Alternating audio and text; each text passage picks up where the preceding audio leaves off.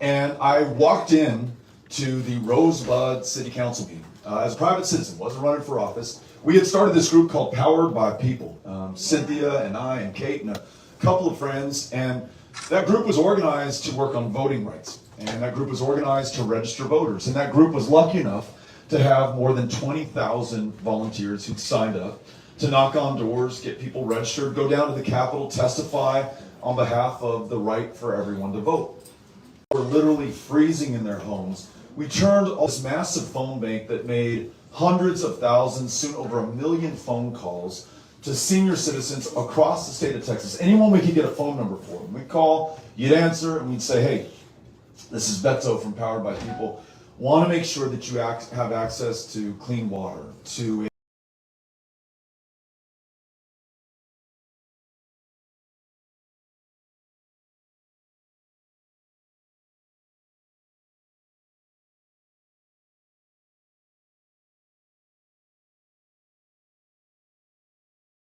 connect people with care that saved their lives. Some of our volunteers, out of their own pockets, would pay for hotel and motel room stays. Others just connected with people who said, hey, it's been days. I've been in this dark house. I wondered if anyone even knew that I was here or that I was alive. And really, more than anything else, I just needed a human voice on the other side of this line. It was beautiful.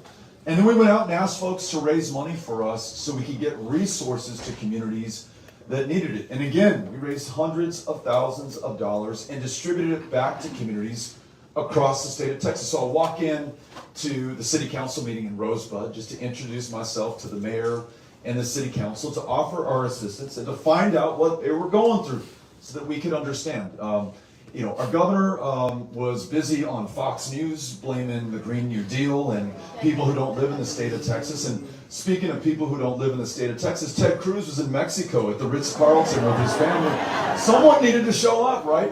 Well, we get out of that city council meeting, and there's a city manager of the city of Marlin who shows up and says, listen, I want you to hear about what's going on in my community and how hard we are working and how effectively we are banding together. And we don't care, we never ask, I don't even want to know whether that constituent is a Republican or a Democrat, who they pray to, who they love, what country they came from, how many generations they're a citizen, or whether they just got here a few days ago. I just want to make sure that they're okay. Really, really impressed with this guy. And no surprise to all of us that he's also served our country in uniform. That's what we need right now. Folks who are willing to serve one another, take care of each other, regardless of the differences between us.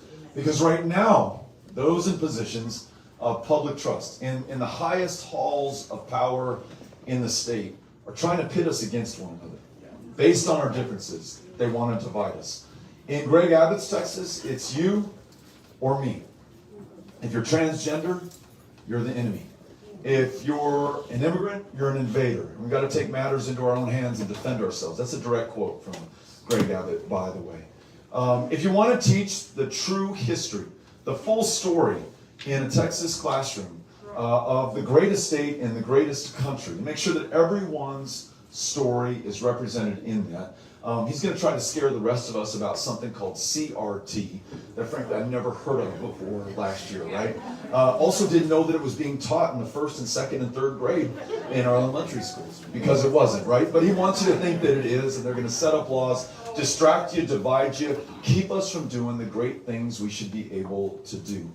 And the most pernicious way that they are trying to do this is by keeping us from participating in our democracy right now. In no state in this great union is the right to vote under greater attack than it is in Texas today.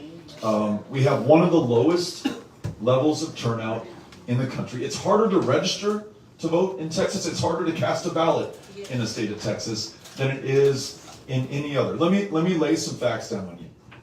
More than 750 polling places have closed down in this state. That's twice the number of the next closest state, and we happen to be the fastest growing state in the union.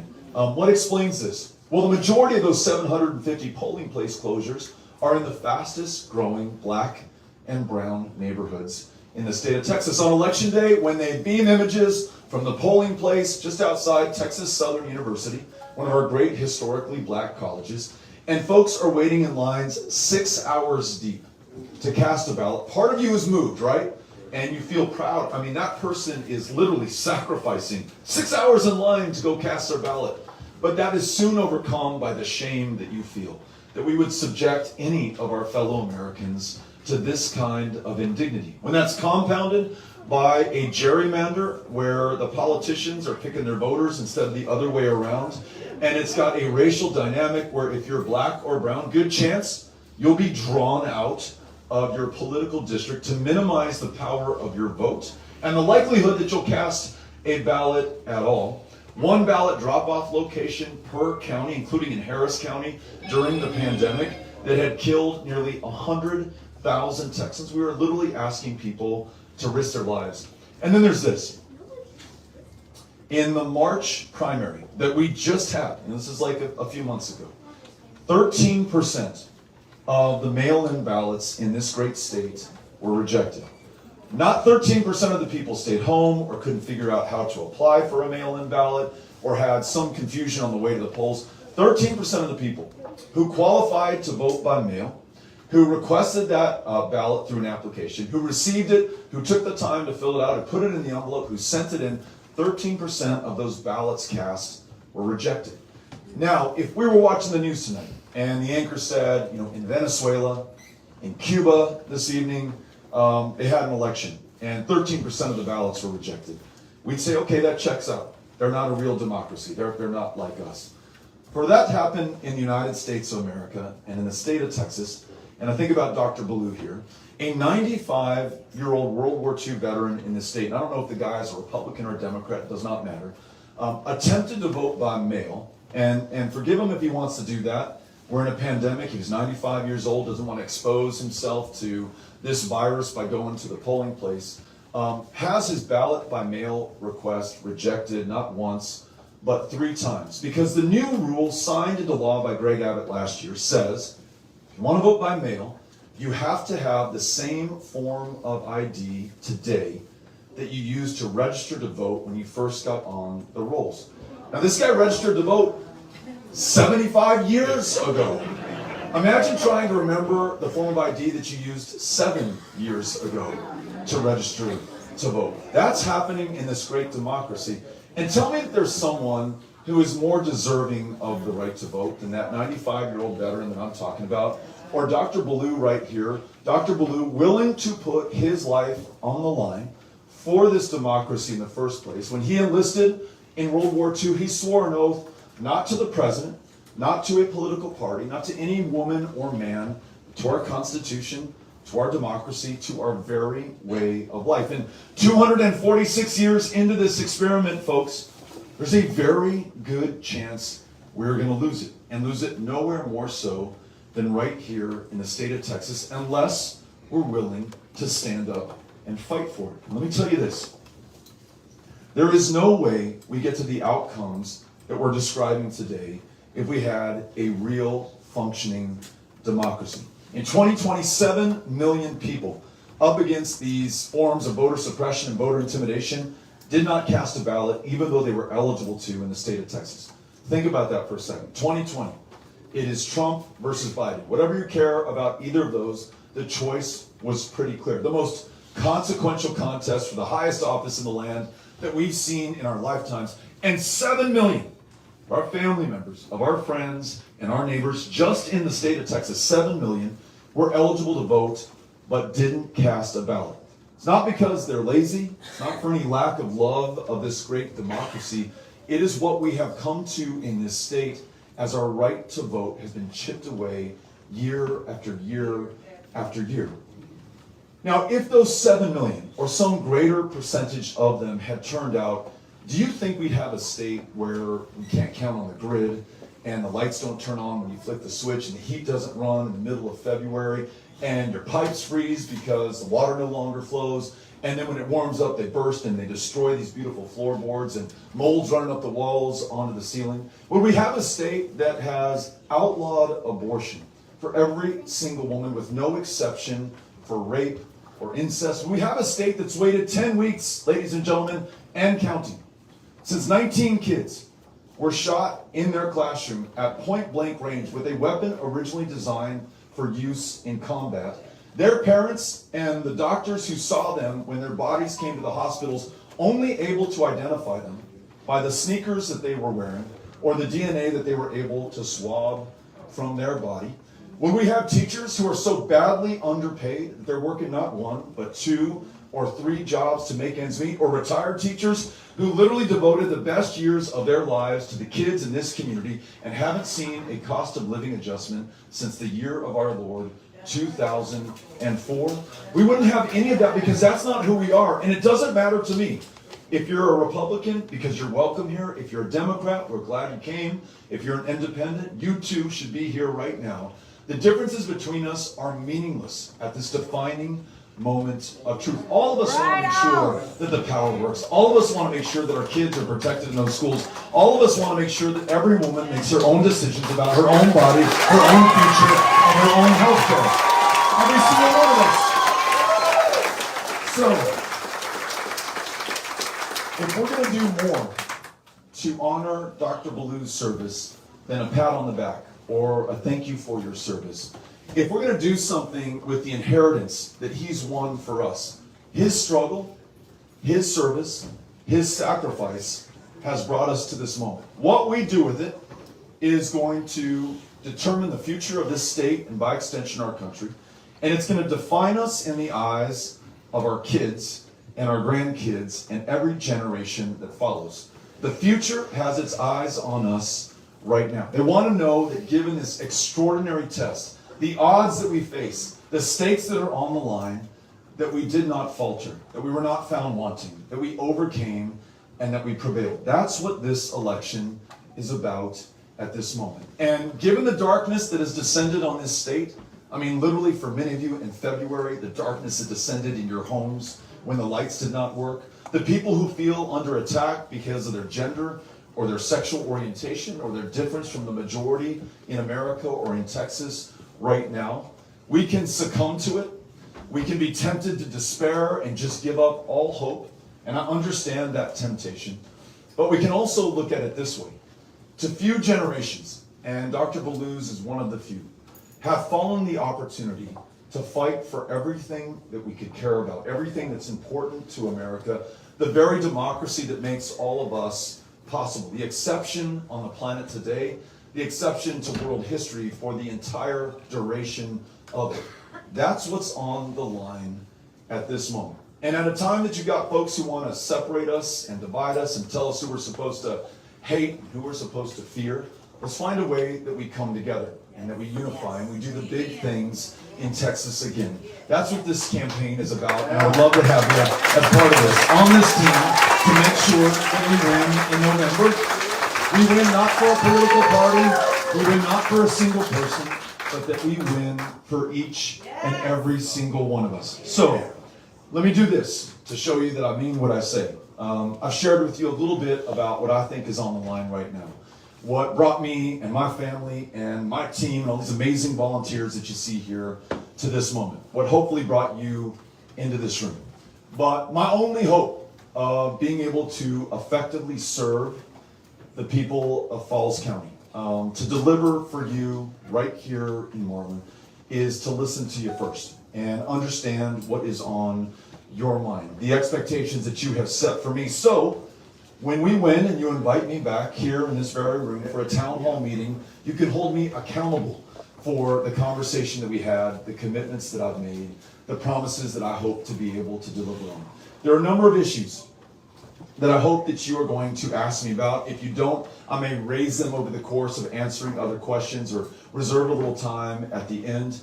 But this meeting is about you. This race is about you. Our service in public office, whether it's Luke, whether it's Janet, whether it's Cedric, whether it's any of us, it is about you. So Cynthia, let us turn the microphone over to the folks who have come out, and I'm looking forward to what you have to say. Thanks for being here. Gracias.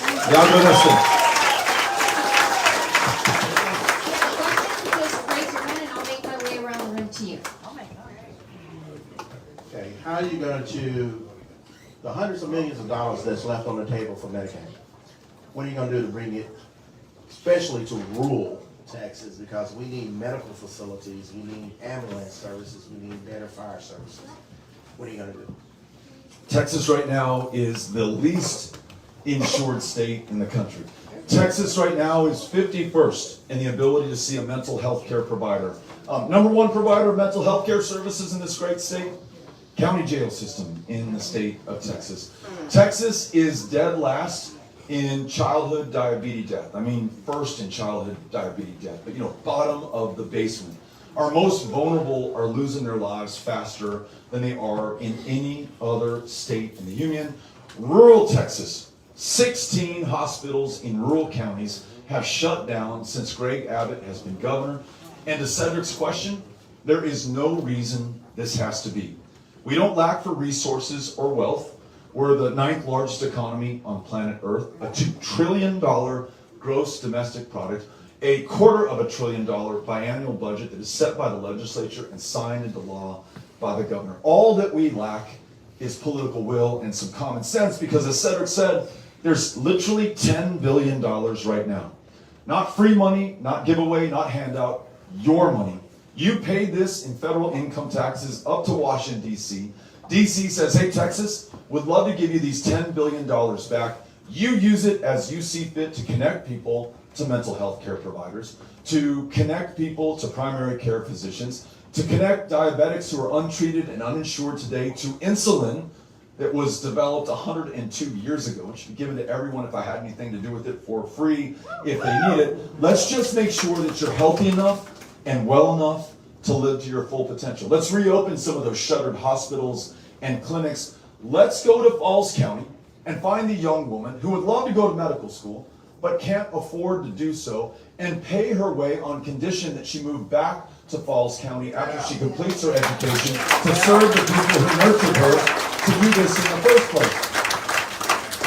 And for anyone who says this is some secret Democratic Party plot to take over healthcare in our state, Louisiana, Arkansas, Oklahoma, New Mexico, our 4 border states, 3 of them with Republican governors, have all expanded Medicaid. It just makes that much common sense. And it's our money, folks. It is our money.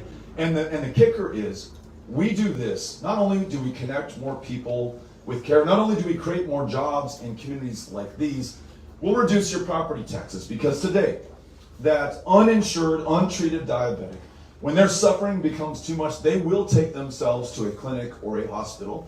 The outcomes are going to be worse because the complications that they have developed because they didn't get care are so bad. The cost is going to be exponentially more expensive. And though they're uninsured and don't have a dime to their name, the bill does not disappear. It gets spread out amongst all of us in higher property taxes to our county government. So Medicaid expansion reduces the cost of indigent care, uncompensated care at the county level. This is a great thing to do, and we invented the sucker in the first place. LBJ, in the summer of '65, signs the Medicaid Act into law. This came from Texas. Let it come back right now. Anyhow, thank you, Senator, for the great question. Hello. We're going to come over to you right next. Hi, so there's a lot on the line for me and my family this election.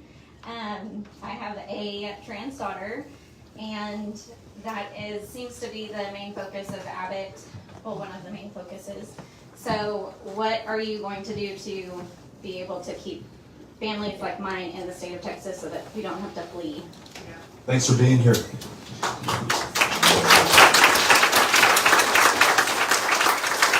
I mentioned the division and the distraction of Greg Abbott.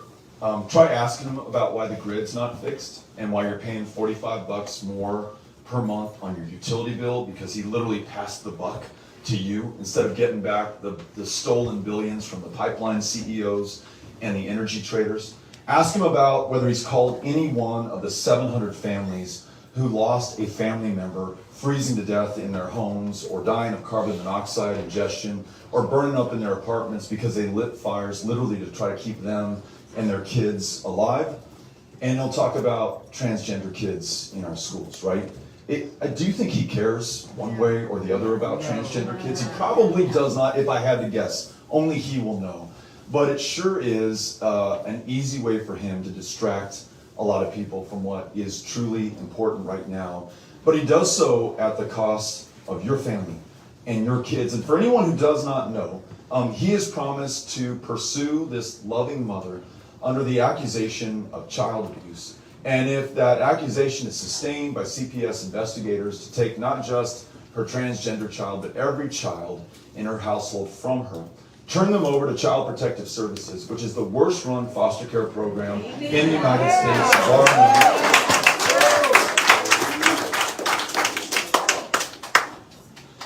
And for what?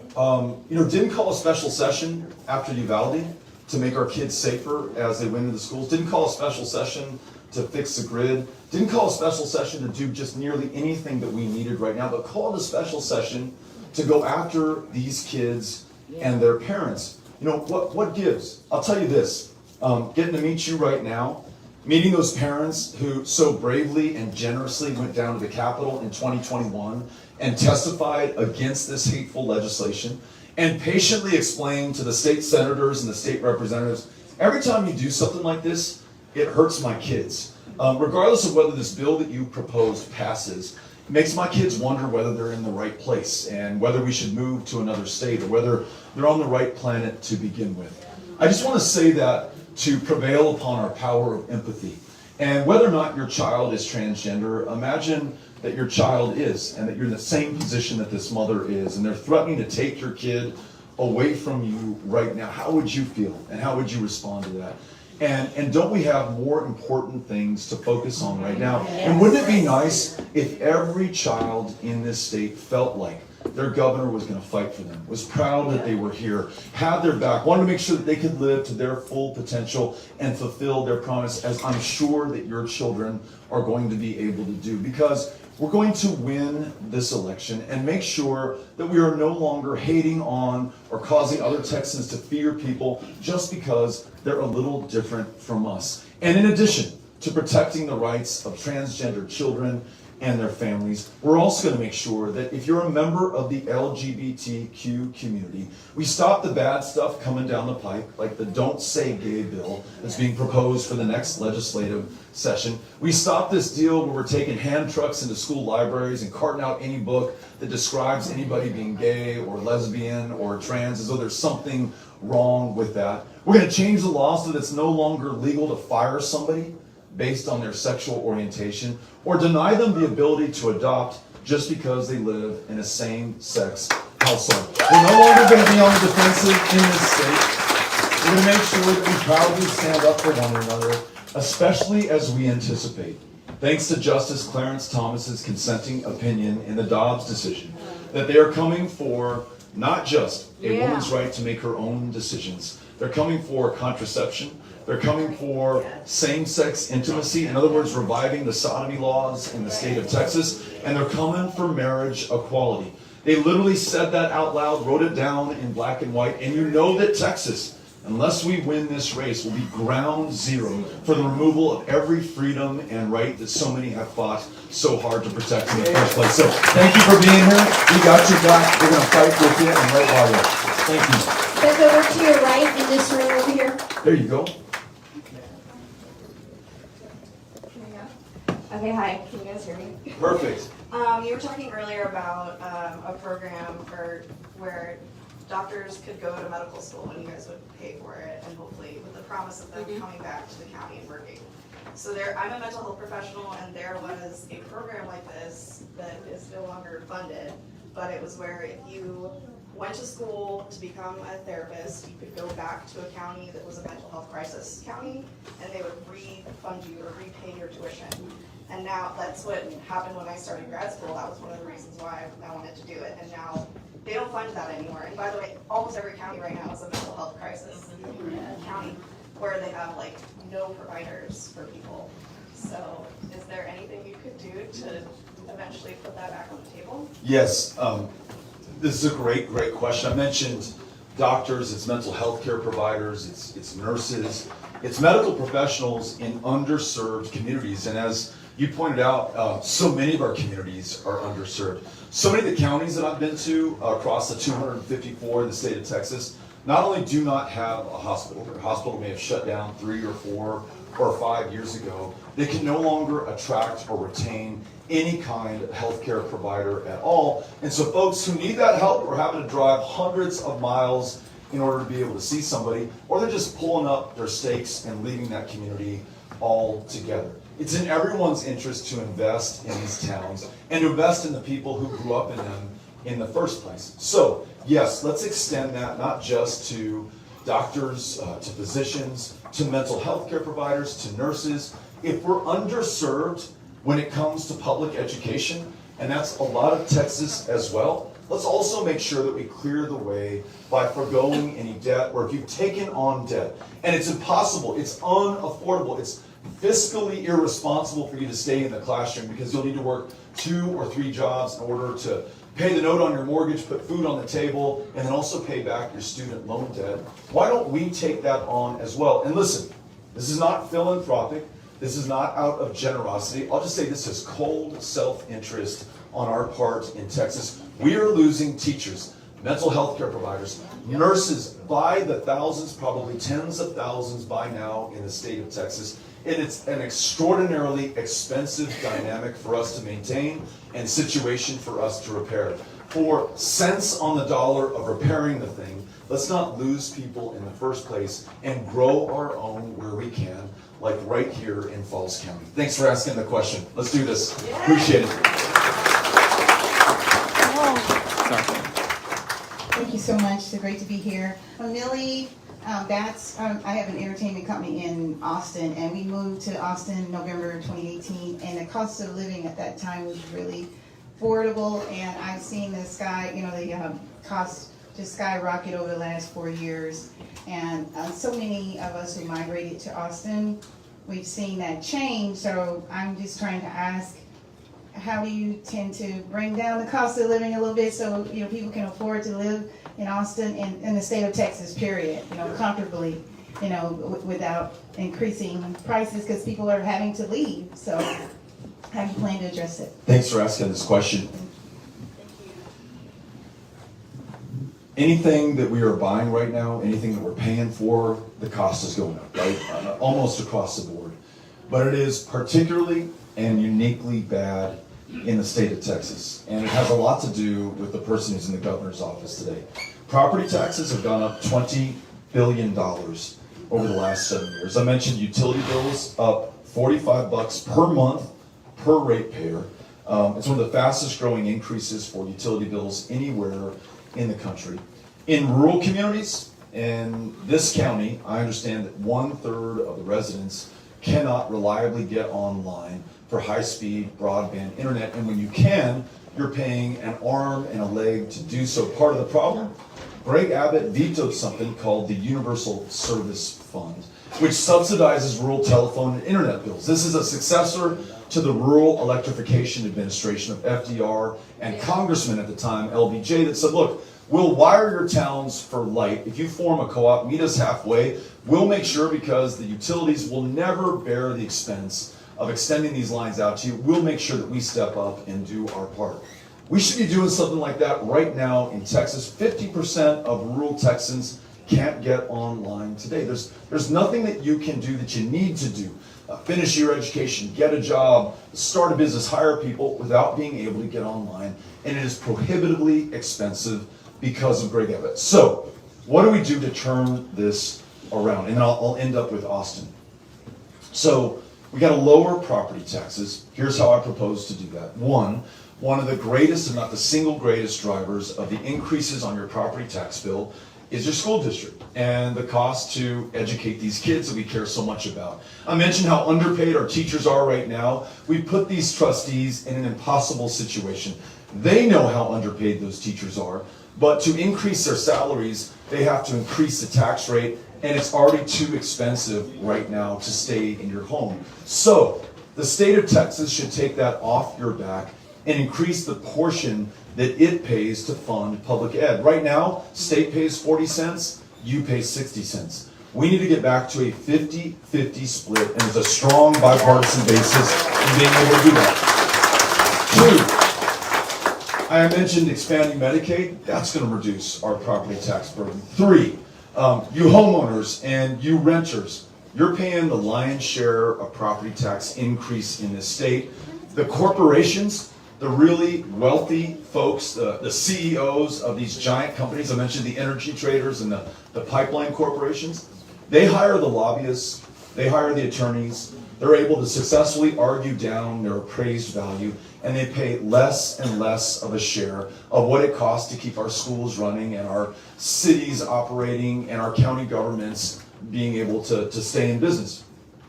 So, if we had fairness in our property tax system, where corporations are paying their true appraised value, just like you and I do and just about everybody else in the state, we generate another $4 to $6 billion annually a year that we could bring in, and again, reduce the price pressure on your property taxes. And lastly, and this is connected to a whole nother policy issue that we can get into if you want, but one of the things that I want to do as governor is legalize cannabis in the state of Texas. And we're going to do that. And we're no longer putting people behind bars for possession of a substance that is legal in almost every other state.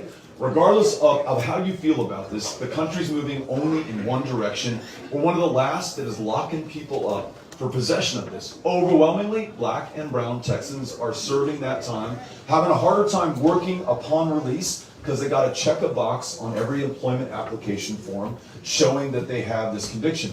Well, it costs us $500 million a year to put these people behind bars. We forego another $500 million a year if we had taxed the controlled, regulated sale of this substance. So that's how we bring down property taxes. I mentioned earlier briefly fixing the grid, which is winterizing, weatherizing every aspect of it, connecting ERCOT to the national grid so we can pull down electricity when we need it, sell it back up when we don't. Getting the $11 billion stolen from us back from these energy traders and pipeline companies and returning it to you, that brings some price pressure down. And then you mentioned housing, and you specifically said Austin, Texas. A little bit of a different dynamic than what we are seeing here.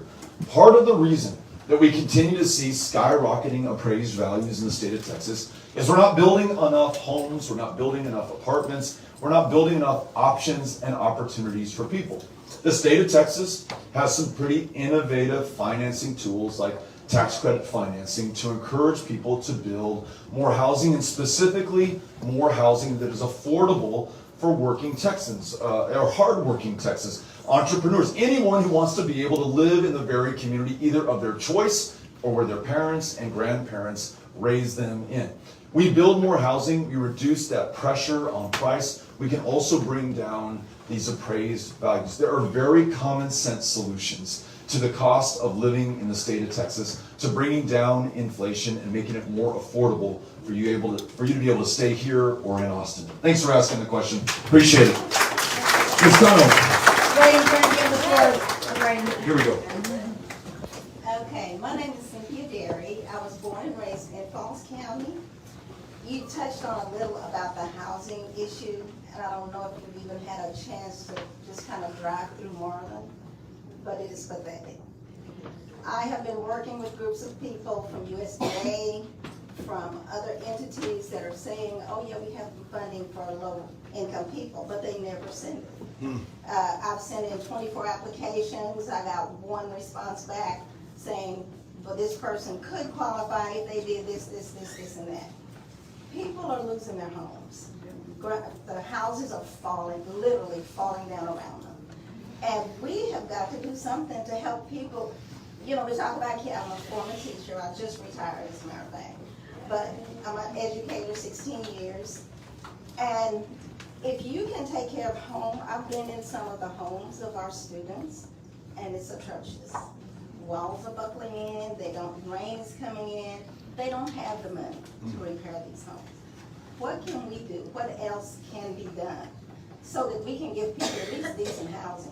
The best housing in the city of Marlin is public housing. So people are having to leave their homes because they can't afford to take care of them. It's a great question. And look, this is why we hold these town hall meetings and get a chance to meet and listen to people like you. I didn't know how bad the housing crisis is in this community and the state of the housing stock that we have, and this unique problem of people who can't afford to stay, but no one then buys that home and it falls in on itself, and the taxpayer here in Marlin is responsible for maintaining it or clearing it up or just leveling it at the end of the day. Really, really expensive way to address this. It may be part of the reason that we have this problem to begin with, because, correct me if I'm wrong, but I don't think that Greg Abbott has town hall meetings like these where he listens to you and finds out about these problems and directs resources to where we need to get them. But we're here so we can hit the ground running in January of 2023 to work on this. I would argue, and I bet you have the numbers to support this, or Cedric Davis has the numbers to support this, I would argue that it's much less expensive for us to find a way to keep that family in the home, to make sure that it's repaired, that it's livable, that they can raise their kids in that, than for them to have to seek public assistance or be in public housing, for that house to come down, for it no longer to be on the property tax rolls, meaning they're no longer shouldering their part of the burden, so your burden increases just a little bit more, right? So let's invest in one another. What are some ways that we could do that in addition to some of those tax credit financing programs I talked about earlier? Well, one is, and I know you all know this, the minimum wage in Texas is still $7.25 an hour. Try meeting the note on your mortgage at $7.25 an hour. You can't do it. You can do it if you work 2 $7.25 an hour jobs, or maybe even 3, and some people do that. But you know what? It then becomes harder to raise your child, to keep things together in your house. Of all of the families that I've met who have gone through the foster care program, nobody wants their children to end up there, right? No one chooses to lose their kids. But if you're working those 3 jobs, if you have schizophrenia or bipolar disorder or clinical depression, you're uninsured, and your only choice or hope is the county jail system. When your wait time for state-supported services for your kid who's medically complex or has a disability is 18 years, my sister and my mom waited 18 years to get her on the state-supported list. When you're running up against these challenges and then you're earning $7.25 an hour, no wonder some folks can't make it through no fault of their own. They're working their tails off and they cannot get ahead for trying. So raising the minimum wage ultimately to $15 an hour is critical to keeping people in their homes. Expanding Medicaid so we can be able to see that mental health care provider who's right over here. Making sure that we have state-supported services for our kids, that we're paying teachers those wages that I talked about. All of that stuff is connected. None of these issues are going to be solved in isolation. It's about doing all of the right things at the right time. And then lastly, if there is some state program, some grant that the city of Marlin could apply for, I want to make sure that we partner with you on that. If there is not, I want to work with our new state delegation to make sure that we create that, to get that help there. And again, I'm going to make the case to even the most hard-hearted, fiscally conservative representative that we don't do this because it's the morally right thing to do or because we can help someone in their hour of need. We do this because it's going to be so much more expensive to have that property leave the rolls and have us be forced to pay to clean it up afterwards. Thanks for asking the question. Appreciate it. To your left, sorry, I'm right here. Yeah, I listen to you on TV and all your programs of what you're saying, and we couldn't ask for somebody better. I mean, if people realize last time we had a governor was Ann Richards. That was a long ago. That's been 30 years ago. And the thing is, my question, because I know your policy and stuff, but I want to know if the National Democratic Party is helping you get elected in Texas. Because I'm going to be making some phone calls. Yes. Thank you so much for being here. The help that we've asked from the National Democratic Party, the DNC, is to stay the hell away from the state of Texas and allow the people of Texas to be able to do this. And I know the spirit of your question, which is you want us to win, and you want us to make sure that we have the resources to get this done. I hear you loud and clear, but I'm confident that the only way that we win this is with and by and for one another. And part of the reason we're here in Marlin, I mean, if we were going to do this with Democrats and only Democrats, I mean, I would just go back to Austin or Houston or El Paso or the Rio Grande Valley or San Antonio or Dallas, Fort Worth. These are reliable Democratic constituencies. And there's a school of thought that says to do exactly that. Just run up the score in those places and say, good luck, Marlin. Hope you all do okay. But we don't believe in that, and we don't buy that, and we're certainly not doing that. We are going to shock the country, the world, and so many of our fellow Texans on the night of November 8th when we show up in record numbers, more powerful than the DNC or any national Democrat is you. And I'm not being facetious. You knock on a neighbor's door, you show up from your own heart with your own words, you share with them why you're in this election, why you want them to vote in November. You listen with your own ears to what's most important to them, and I guarantee you we are going to make a connection. And that person, one of those 7 million who did not vote in 2020, and a lot of them live right here in Falls County, that person is going to want to get into this democracy that Dr. Ballou put his life on the line to defend, to make sure that we come through at the end of the day. This is for Democrats, this is for Republicans, this is for independents, this is for folks who are unaligned and never voted in an election in their lives. This one is going to be for all of us, and I cannot wait to work with you to get this done. We're going to do it. We're going to do it. How long has it taken that we have to knock on some doors? Because they've made it so hard to vote. And like you said, 7 million here. The thing is, they're disgusted. And if we don't go out and talk to them, we're not going to get the butts out the door. That's right. She's echoing what we're saying. We've got to be on those doors. We've got to talk to people, folks. The most profoundly powerful way to connect with someone. TV ads, radio spots, a mailer that just collects dust on your kitchen table, all that stuff pales in comparison to a human-to-human, eyeball-to-eyeball, face-to-face connection. That's what I'm asking from everyone. And by the way, if you want to be part of that, there are some folks, and I don't see them in front of me, but they're wearing yellow vests, and they may be in the back of the room, who will sign you up to be able to knock on doors and to host a canvas to have other people to meet you. And they will talk to you before you leave today to give you a chance to do that. Yes? I'm Erin Shank. I Good to knocked see on you. 40 doors today. Right on. And I'm running for the Texas House of Representatives out of Waco. I'm on the ballot with you on November 8th for the Awesome. second time. Let's do it. So we're going to do it. I would be just honored to serve with you. I wake up in the mornings and I think, I'm going to win this thing. And what if I win and Craig Abbott's governor? It makes me so sad. But what if I win and Beto's governor? Way to do it, right? I want to know, the other side is really blowing up the immigration issue. Yeah. And I'm in a very, very red county, and I hear that all the time. How are we going to fix the broken immigration system? Great question. Look, much like the previous question, let's do this on Texas terms.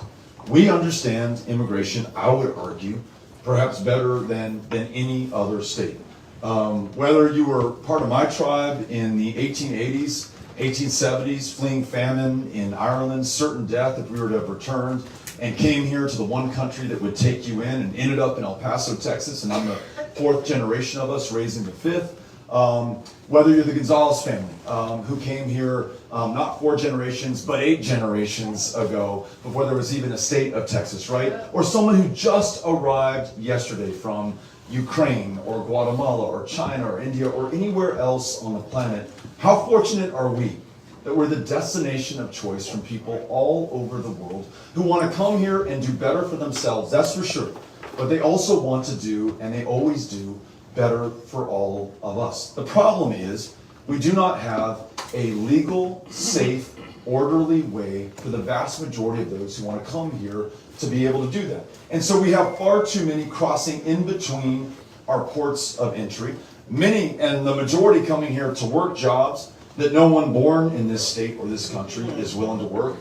Go to a cotton gin in Texas, go to a slaughterhouse in the state of Texas, go to most agricultural operations in the state of Texas, and count the number of people who were born in the state of Texas who are working those jobs right now. So if folks want to come here and do this work, let's make sure that they can, but they've got to follow the law. And we've got to make sure that the law is easy enough for them to follow. The last time we rewrote our immigration laws, Ronald Reagan was the President of the United States. And since 1986 that we've even taken a real crack at this. Let Texas come up with the best guest worker program in the United States of America on Texas terms. That's not Democrats, that's not Republicans. It is all of us working together. And that person who comes up very often, if you'll ask them, and I have, and I've heard them say, they want to go back to their home country. They love where they come from just as much as you love where you come from. But right now, if they're undocumented, doing this literally back-breaking work, our border is so hard to cross again that they'll stay here and ask their family to come up. A guest worker program addresses a lot of our challenges. Let's say that you want to come here to join family and you live in Mexico right now. The back of the line stretches 20 years. Now, it doesn't justify, but I understand why some people try to jump that 20-year line and cross in between those ports of entry again to be with their families here. If it was my family member on this side of the border and I live south of here, I might very well do the same thing. I'm not condoning it. I don't think it's right, but I understand why people do it. Again, what if we lifted the per country caps that are artificially set that make these lines so damn long that people don't want to stay in them? Let's lead the fight on that. And then lastly, there are those, and again, I prevail upon your power of empathy on this one, who cannot take their daughter or their son back to El Salvador or Guatemala or Honduras. Those are three of, if not the deadliest countries on the planet. You saw those more than 50 migrants who died in the back of that trailer in San Antonio. At least you read the story about it.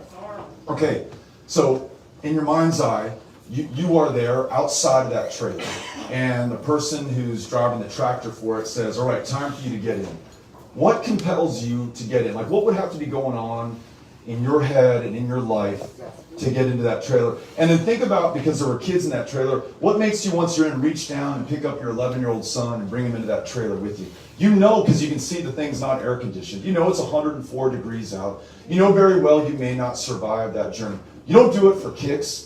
You don't come here to steal someone's job to be in the back of that hot trailer after you've already traveled 2,000 miles to get to the border. You do it probably because you have no other choice but to do that. If you want to claim asylum in this country today, it's a 6-year wait. And you'll be on the streets of Ciudad Juarez or Tijuana or Nuevo Laredo or Matamoros or Reynosa for 6 years without a dime to your name. I understand, I don't condone, I understand why people will jump that line and try to come in. So, if we had a program here in Texas, or at least that Texas led, that addressed all of those people who are the vast majority trying to come to this country, you just take that off the table, what's left are those who might want to do us harm. The very small minority trying to bring in fentanyl, for example, which we are justifiably concerned with, or those who traffic in human beings, which we find so offensive and is illegal. We've got to stop for the very safety of those being trafficked and our communities. We're going to be much more successful in being able to stop them if we take the lead on solutions. But today, we've got stunts. We've got busing migrants to Washington, D.C., and now the governor's sending them to New York at your expense, right?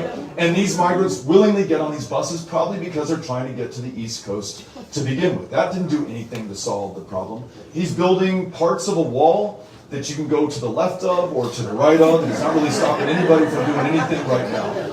He's involuntarily activated 10,000 members of the Guard. This one is a little more serious and really ultimately very sad. They had a week to say goodbye to their families right here in Falls County, a week to say goodbye to their employer and their community for a 1-year deployment at the border with Mexico. 8 of them so far have lost their lives. 4 have taken their lives. 4 more have died under questionable circumstances. None of them have been killed by a migrant or somebody coming over from south of the border so far. The cost to you and I is $5 to $6 billion over this last year, and we are no more meaningfully safe or secure than we were before he began that. The solutions of immigration reform, guest worker programs, adjusting our asylum policies, making sure that we lift that per country cap, that's the right way to do it. And then last thing, you're going to forgive me, Aaron, for going on for so long, but this one is near and dear to my heart. You all know that in 2019, this very month, 3 years ago, we lost 23 of our neighbors in El Paso, Texas. A gunman who'd heard our governor and our former president talk about an invasion. And Trump would say animals. an infestation of people. And Abbott would say, Texans, we must defend ourselves and take matters into our own hands. This guy bought an AK-47, drove it 650 miles to El Paso, posted a manifesto before he walked into that Walmart saying that he'd come to El Paso to repel the invasion of Hispanics who were taking over this state, and went in an open fire and took the lives of more people in a few minutes than are ever killed in our community in a year. Now, for as long as Republicans, and guess what, folks, it's Democrats too, use this as a political ploy and fail to make progress when they have power. Both parties have had the chance to do something about this, and neither party has. Then people like those who were killed in El Paso will pay the consequence. Because we allowed demagogues like Greg Abbott to vilify those who are trying to come here for a better life, to score political points at the expense of our communities. So if for no other reason than that, we have got to fix this. And I love the idea that when you win, and when I win, and when others who are running right now for these positions of public trust win, we're going to be able to focus on this and develop the solutions that ensure that we don't have to worry about this going forward. Thanks for asking the question. Appreciate hearing it. Point me. One, right We here. are to your left, let's go in the room. Left, Over left, here. I'm going left, and I'm Keep going left, and I'm going. still going left. There we go. Right behind you. I don't care. Beto, thank you for coming here. I think the most important part that you do traveling, especially with small communities, is sharing knowledge of what's going on. And on the basis of knowledge, education is a critical thing. I know Texas is in top country. And also with the whole battle of critical race theory, I know the way some people didn't know critical race theory is it's all white people are racist and that's all they want to push, but it gives us our history.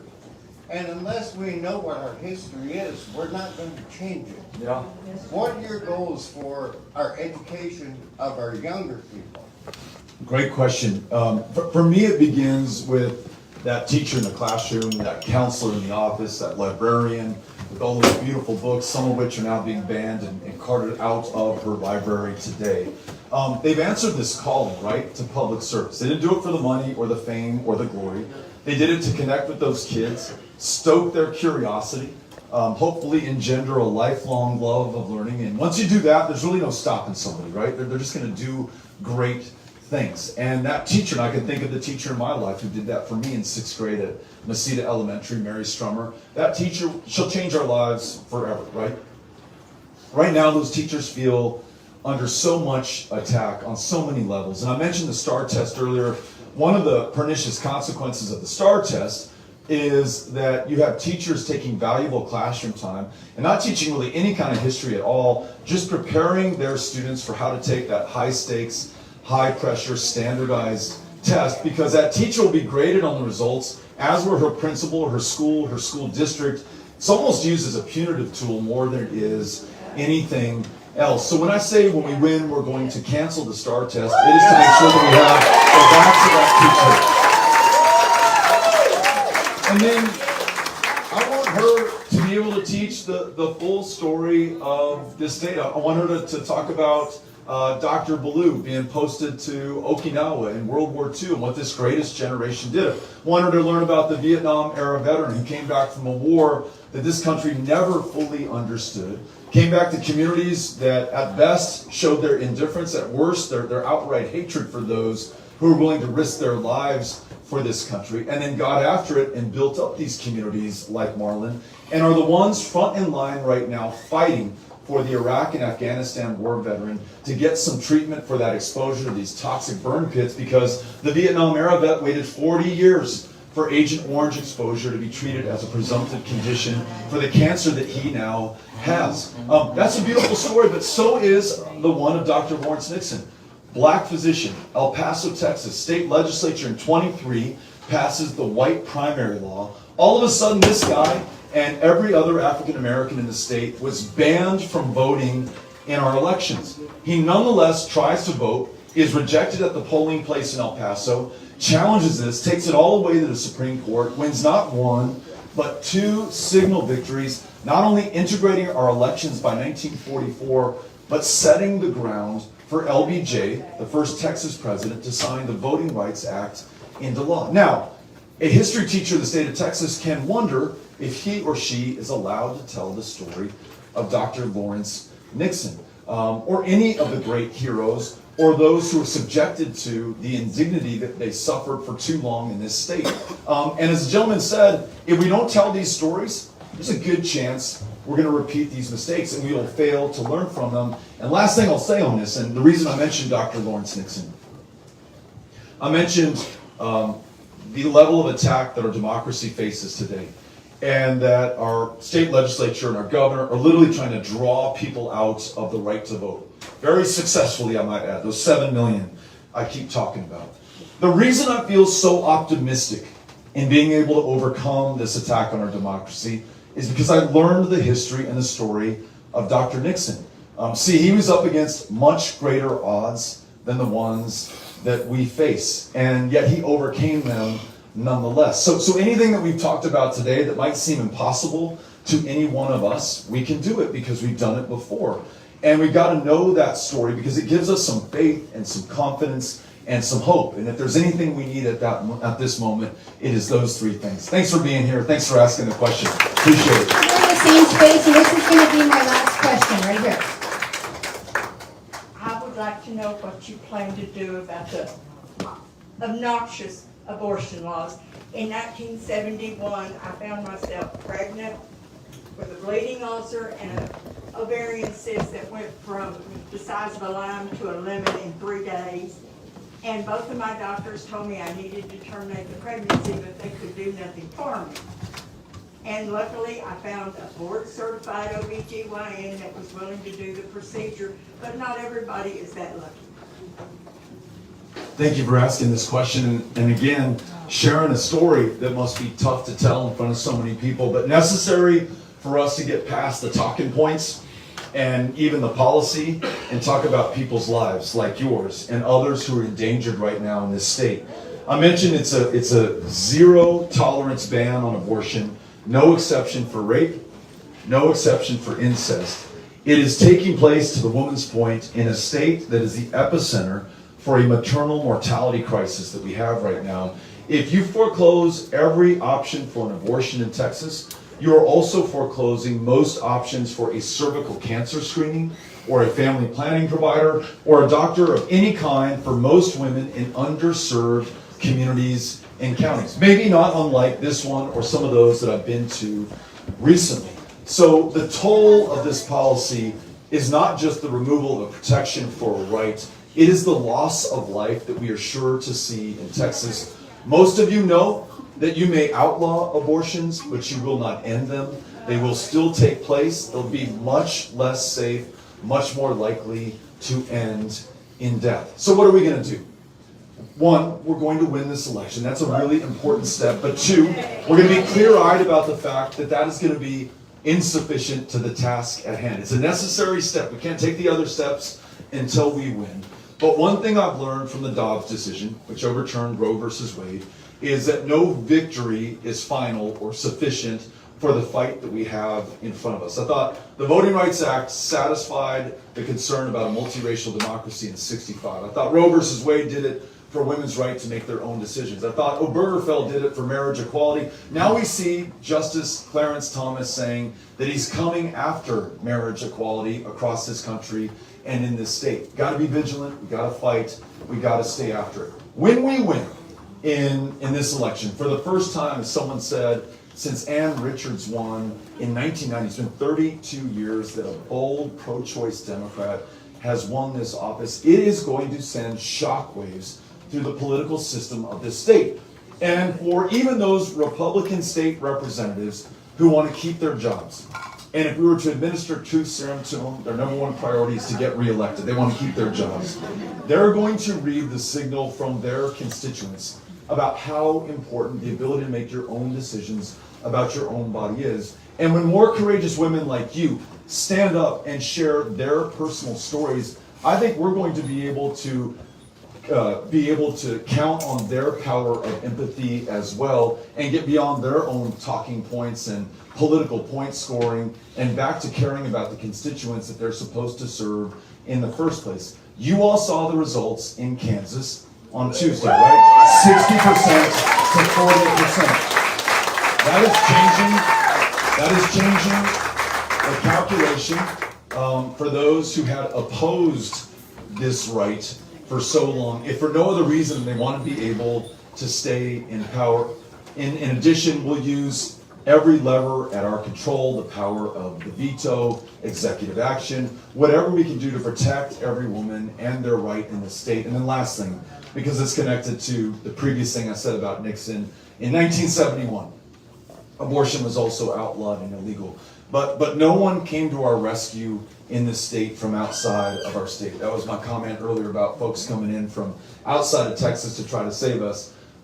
It was Texas women. Jane Roe, Roe versus Wade, Texas woman. Her two attorneys, Linda Coffey, who lives in Dallas right now, Sarah Weddington, born in bright blue Abilene, Texas, they successfully argued her case before an all-male United States Supreme Court, and they won that right to privacy in 1973, 49 years ago, to make these very personal, sometimes very painful decisions on your own.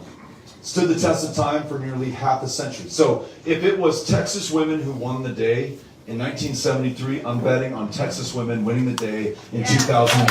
That's you. That's every woman here in this room and in this state. Thank you for the question. Marlin, I want to thank you for coming out. Cedric, thanks for hosting us. And everyone, please, see what you can do to help us be part of the solution to these challenges we've raised. The only way we do that is by signing up to knock on doors, to talk to and to listen to our fellow Texans. We do that, we're going to go out there, we're going to win this election on the night of November 8th. You all with me on this? That's what I'm doing. Thank you very much.